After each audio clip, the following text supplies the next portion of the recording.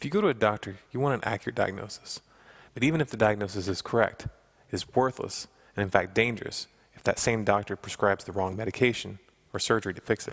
The Zeitgeist Movement, or Venus Project, led by Peter Joseph, has amassed a following that really can't be ignored anymore.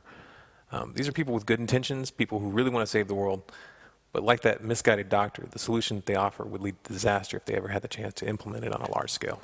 In the newest film, Zeitgeist Moving Forward, there's a fairly accurate and thought-provoking description of the current state of affairs on our planet. And its assessment of the pitfalls of our current economic and monetary systems are lucid and well thought out.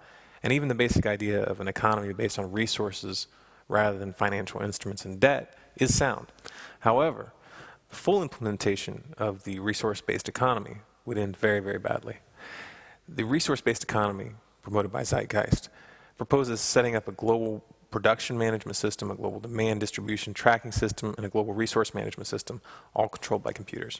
It also promotes the idea of largely eliminating private ownership and replacing it with an idea that they call strategic access. Now, for the sake of brevity, I'm not going to go into the myriad of ways that such a system could and would be abused by those so inclined. I'll leave that for a subject for another video. Instead, I'm going to ask you a question, and all I want is your honest answer. Now, I understand you want to change the world to match the resource-based economy model. But do I have the right to disagree with you? You see, I don't want to live in a world where all the resources are controlled by computers.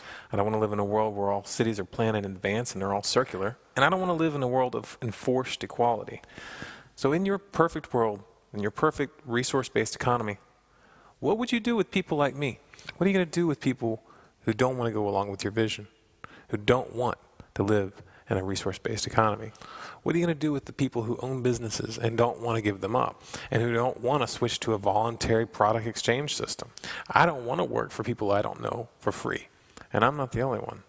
Are you going to force us? Are you going to exclude us from the rest of society?